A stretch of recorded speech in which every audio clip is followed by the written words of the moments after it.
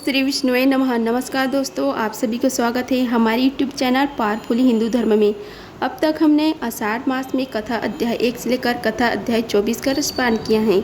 आज हम आप सभी को आषाढ़ महात्म्य में कथा अध्याय 25 का रसपान कराएंगे, जिसमें वर्णन है नाना प्रकार के व्रत, स्नान और तर्पण की विधि तथा अत्राति पर्वतों के दान की प्रशंसा में राजा धर्ममूर्ति की कथा।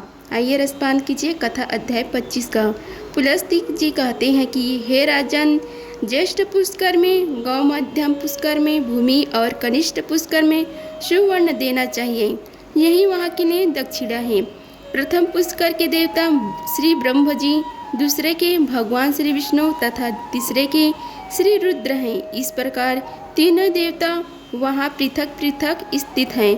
अब मैं सब व्रतों में उत्तम महापताका नासन नामक व्रत का वर्णन करता हूँ। यह भगवान शंकर का बताया हुआ व्रत है। रात्रि को अन्न तैयार करके कुटुंब वाले ब्राह्मण को बुलाए और उसे भोजन कराकर एक गौ, सुवर्णमय चक्र से युक्त त्रिशूल तथा 2 वस्त्र, धोती और चादर दान करे। जो मनुष्य इस प्रकार पूर्ण करता है वह श्रीलोक में जाकर आनंद का अनुभव करता है। यही महापताक नाशन व्रत है, जो एक दिन एक भक्तव्रती रहकर एक ही अन्न का भोजन कर दूसरे दिन 3 मई धेनु और वृषभ का दान करता है, वह भगवान शंकर के पद को प्राप्त होता है। यह पाप और शोकों का नाश करने वाला रुद्र व्रत है, जो 1 वर्ष तक दिन का अंतर दे रात्रि में भोजन करता है तथा वर्ष पूरा होने पर नील कमल, सुवर्णमय कमल और चीनी से भरा हुआ पात्र एवं बैल दान करता है, वह भगवान श्री विष्णु के धाम को प्राप्त होता है। यह नील व्रत कहलाता है। जो मनुष्य आषाढ़ से लेकर 4 महीनों तक तेल की मालिश छोड़ देता है और भोजन की सामग्री दान करता है, वह भगवान श्री हरि के धाम में जाता है। यह मनुष्य को प्रसन्न करने वाला होने के कारण प्रीति व्रत कहलाता है। जो चौथ के महीने में दही, दूध, घी और गुड़ का त्याग करता है और गौरी की प्रसन्नता के उद्देश्य से ब्राह्मण दंपत्य का पूजन करके उन्हें महीन वस्त्र और रस से भरे पात्र दान करता है, उस पर गौरी देवी प्रसन्न होती हैं। यह गौरी व्रत भवानी का लोक प्रदान करने वाला है। जो आषाढ़ आदि चतुर्मास्य में कोई भी फल नहीं खाता तथा चौमासा बीतने पर घी और गुड़ के साथ 1 घड़ा एवं कार्तिक की पूर्णिमा को पुनः कुछ सुवर्ण ब्राह्मण को दान देता है, वह रुद्र लोक को प्राप्त होता है। यह शिव व्रत कहलाता है। जो मनुष्य हेमंत और शिशिर में पुष्पों का सेवन छोड़ देता है तथा अपनी शक्ति के अनुसार सोने के 3 फूल बनवाकर फाल्गुन की पूर्णिमा को भगवान श्री शिव और श्री विष्णु की प्रसन्नता के लिए उनका दान करता है, वह परम पद को प्राप्त होता है। यह सौम्य व्रत कहलाता है। जो फाल्गुन से आरंभ करके प्रत्येक मास की तृतीया को नमक छोड़ देता है और वर्ष पूर्ण होने पर भवानी की प्रसन्नता के लिए ब्राह्मण दंपत्य का पूजन करके उन्हें सैया और आवश्यक सामग्रियों सहित गृह दान करता है, वह 1 कल्प तक गौरी लोक में निवास करता है। इसे सौभाग्य व्रत कहते हैं। जो द्विज 1 वर्ष तक मौन भाव से संध्या करता है और वर्ष के अंत में घीड़ा, घड़ा, 2 वस्त्र, धोती और चद्दर, तिल और घंटा ब्राह्मण को दान करता है, वह शाश्वत लोक को प्राप्त होता है, जहाँ से फिर इस संसार में लौटना नहीं पड़ता है। वह रूप और विद्या प्रदान करने वाला शाश्वत नामक व्रत है। प्रतिदिन गोबर का मंडल बनाकर उसमें अक्षतों द्वारा कमल बनाएं, उसके ऊपर भगवान श्री शिव या श्री विष्णु की प्रतिमा रखकर उसे घी से स्नान कराएं, फिर विधिवत पूजन करें। इस प्रकार जब 1 वर्ष बीत जाए तब सामगान करने वाले ब्राह्मणों को शुद्ध सोने का बना हुआ 8 अंगुली का कमल और तिल की धेनु दान करें। ऐसा करने वाला पुरुष श्रीलोक में प्रतिष्ठित होता है। यह सामव्रत कहा गया है। 9वीं तिथि को एक भुक्त रहकर एक ही अन्न का भोजन करके कुमारी कन्याओं को भक्तिपूर्वक भोजन कराए तथा गौ, सुवर्ण, सिला हुआ अंगा, धोती, चद्दर तथा सोने का सिंहासन ब्राह्मण को दान करें, इससे वह शिवलोक को जाता है। अरबों जन्म तक स्वरूपवान होता है, शत्रु उसे कभी परास्त नहीं कर पाते। यह मनुष्यों को सुख देने वाला वीर व्रत नामक व्रत है। चौथे से आरंभ कर 4 महीनों तक प्रतिदिन लोगों को बिना मांगे जल पिलाए और इस व्रत की समाप्ति होने पर अन्न वस्त्र सहित जल से भरा हुआ माठ, तिल से पूर्ण पात्र तथा सुवर्ण दान करे। ऐसा करने वाला पुरुष ब्रह्मलोक में सम्मानित होता है। यह उत्तम आनंद व्रत है। जो पुरुष मांस का बिल्कुल परित्याग करके व्रत का आचरण करे और उसकी पूर्ति के निमित्त गौ तथा सोने का मृग दान करे, वह अश्वमेध यज्ञ का फल प्राप्त करता है। इसका नाम अहिंसा व्रत है। एक कल्प तक इसका फल भोग कर अंत में मनुष्य राजा होता है। माघ के महीने में सूर्य उदय के पहले स्नान करके द्विज संपत्ति का पूजन करे तथा उन्हें भोजन कराकर यथाशक्ति वस्त्र और आभूषण दान दे। यह सूर्य व्रत है। इसका अनुष्ठान करने वाला पुरुष एक कल्प तक सूर्यलोक में निवास करता है। आषाढ़ आदि 4 महीनों में प्रतिदिन प्रातः स्नान करे और फिर कार्तिक की पूर्णिमा के दिन ब्राह्मणों को भोजन कराकर गोदान दे तो वह मनुष्य भगवान श्री विष्णु की धाम को प्राप्त होता है।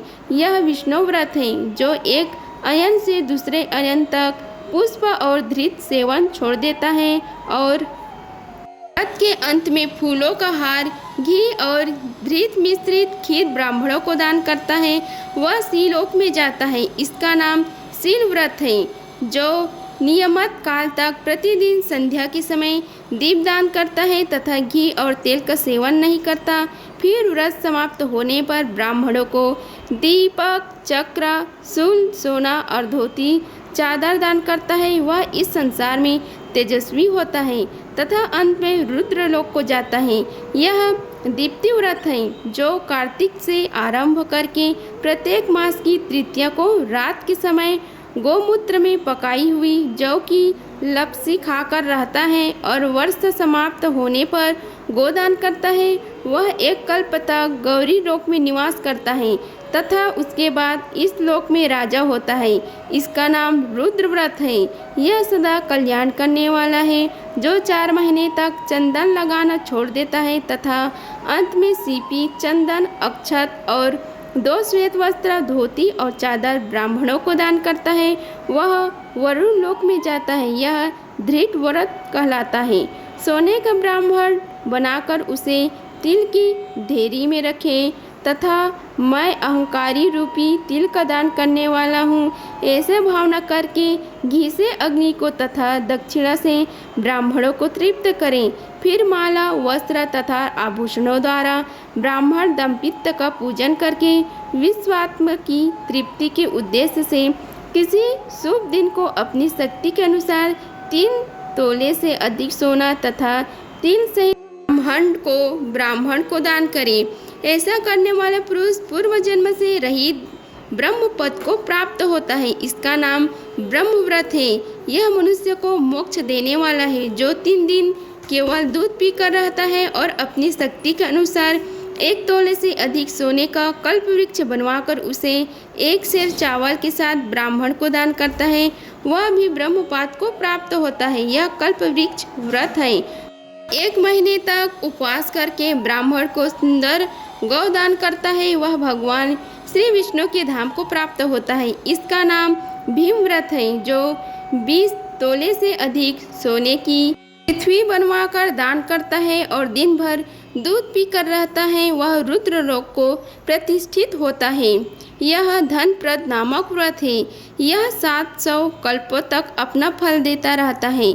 माघ अथवा चैत की तृतीया को गुड़ की गौ बनाकर दान करे। इसका नाम गुड़ व्रत है। इसका अनुष्ठान करने वाला पुरुष गौरी लोक में सम्मान पाता है।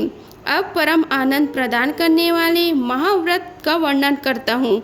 जो 15 दिन उपवास करके ब्राह्मण को 2 कपिला गौ दान करता है, वह देवता और असुरों से पूजित हो ब्रह्मलोक में जाता है तथा कल्प के अंत में सबका सम्राट होता है। इसका नाम प्रभाव व्रत भी है। जो 1 वर्ष तक केवल एक ही अन्न का भोजन करता है और भक्ष्य पदार्थ के साथ जल का घड़ा दान करता है वह कल्पपर्यंत शिवलोक में निवास करता है। इसे प्राप्ति व्रत कहते हैं। जो प्रत्येक अष्टमी को रात्रि में एक बार भोजन करता है और वर्ष समाप्त होने पर दूध देने वाली गौ का दान करता है वह इंद्रलोक में जाता है। इसे सुगति व्रत कहते हैं। जो वर्षों आदि 4 ऋतुओं में ब्राह्मण को ईंधन देता है और अंत में घी तथा गौ का दान करता है वह परम ब्रह्म को प्राप्त होता है। यह सब पापों का नाश करने वाला वैश्वानर व्रत है जो 1 वर्ष तक प्रतिदिन खीर खाकर रहता है और व्रत समाप्त होने पर ब्राह्मण को 1 गाय और 1 बैल दान करता है। वह 1 कल्प तक लक्ष्मी लोक में निवास करता है। इसका नाम देवी व्रत है। जो प्रत्येक सप्तमी को एक बार रात्रि में भोजन करता है और वर्ष समाप्त होने पर दूध देने वाली गौ दान करता है उसे सूर्यलोक की प्राप्ति होती है। यह भानु व्रत है। जो प्रत्येक चतुर्थी को एक बार रात्रि में भोजन करता है और वर्ष के अंत में सोने का हाथी दान करता है उसे शिवलोक की प्राप्ति होती है। यह वैनायक व्रत है जो चौमासे भर बड़े बड़े फलों का परित्याग करके कार्तिक में सोने के फल का दान करता है तथा हवन कराकर उसके अंत में ब्राह्मणों को गाय बैल देता है उसे सूर्यलोक की प्राप्ति होती है। यह सौर व्रत है जो 12 द्वादशी को उपवास करके अपनी शक्ति के अनुसार गौ वस्त्र और सुवर्ण के द्वारा ब्राह्मणों की पूजा करता है वह परम पद को प्राप्त होता है। यह विष्णु व्रत है जो प्रत्येक चतुर्दशी को एक बार रात में भोजन करता है और वर्ष की समाप्ति होने पर 1 गाय और 1 बैल दान करता है उसे रुद्रलोक की प्राप्ति होती है। इसे त्रयंबक व्रत कहते हैं। जो 7 रात उपवास करके ब्राह्मण को घी से भरा हुआ घड़ा दान करता है वह ब्रह्मलोक को प्राप्त होता है। इसका नाम वर व्रत है। जो काशी जाकर दूध देने वाली गौ का दान करता है वह 1 कल्प तक इंद्रलोक में निवास करता है। यह मित्र व्रत है। जो 1 वर्ष तक तांबुल का सेवन छोड़कर अंत में गोदान करता है वह वरुण लोक को जाता है। इसका नाम वरुण व्रत है। चंद्रायण व्रत करके सोने का चंद्रमा बनवाकर दान देता है उसे चंद्रलोक की प्राप्ति होती है। यह चंद्र व्रत कहलाता है। जो ज्येष्ठ मास में 5 अग्नि तप कर अंत में अष्टमी या चतुर्दशी को सोने की गौ का दान करता है वह स्वर्गलोक को जाता है। यह रुद्र व्रत कहलाता है। जो प्रत्येक तृतीया को शिव मंदिर में जाकर एक बार हाथ जोड़ता है और वर्ष पूर्ण होने पर दूध देने वाली गौ दान करता है उसे देवी लोक की प्राप्ति होती है। इसका नाम भवानी व्रत है। जो मांग भर गीला वस्त्र पहनता है और समाप्ति को गोदान करता है वह कल्प पर्यंत स्वर्ग में निवास करके अंत में इस पृथ्वी का राजा होता है। इसे तपक व्रत कहते हैं। जो 3 रात उपवास करके फाल्गुनी की पूर्णमासी को घर का दान करता है उसे आदित्य लोक की प्राप्ति होती है। यह धाम व्रत है। जो व्रत रखकर तीनों संध्याओं में प्रातः मध्याह्न एवं संध्या काल में भूषणों द्वारा ब्राह्मण दंपति की पूजा करता है उसे मोक्ष मिलता है। यह मोक्ष व्रत है। जो शुक्ल पक्ष की द्वितीया के दिन ब्राह्मण को नमक से भरा हुआ पात्र, वस्त्र से ढका हुआ कांसे का बर्तन तथा दक्षिणा देता है और व्रत समाप्त होने पर गोदान करता है वह भगवान श्री शिव के लोक में जाता है तथा 1 कल्प के बाद राजाओं का भी राजा होता है। इसका नाम सोम व्रत है। जो एक ही अन्न का भोजन और वर्ष समाप्त होने पर कमल का दान करता है वह वैश्वानर लोक में जाता है। इसे अग्निव्रत कहते हैं। जो प्रत्येक दशमी को एक ही अन्न का भोजन करता है और वर्ष समाप्त होने पर 10 गावें तथा सोने का दीप दान करता है वह ब्रह्मांड का स्वामी होता है। इसका नाम विश्व व्रत है। यह बड़े बड़े पातकों को नाश करने वाला है। जो स्वयं कन्यादान करता है तथा दूसरे की कन्याओं को विवाह करा देता है वह अपनी 21 पीढ़ियों सहित ब्रह्मलोक में जाता है। कन्यादान से बढ़कर दूसरा कोई दान नहीं। विशेषतः पुष्कर में और वहाँ भी कार्तिक की पूर्णिमा को जो कन्यादान करेंगे उनका स्वर्ग में अक्षय वास होगा। जो मनुष्य जल से खड़े होकर तिल के पीठी के बने हुए हाथी को रत्नों से विभूषित करके ब्राह्मण को दान देते हैं उन्हें इंद्रलोक की प्राप्ति होती है। जो भक्तिपूर्वक इन उत्तम व्रतों का वर्णन पढ़ता है और सुनाता है वह 100 मनवांतर गंधर्वों का स्वामी होता है। से आगे की कथा का रसपान हम आप सभी को अगला अध्याय में कराएंगे। अगर आप सभी को हमारी वीडियो पसंद आई होगी तो वीडियो को लाइक कीजिए, चैनल को सब्सक्राइब कीजिए और कमेंट बॉक्स में ओम नमो भगवते वासुदेवाय लिखिए। धन्यवाद। मिलते हैं अगले वीडियो में, तब तक के लिए जय श्री राधे कृष्णा।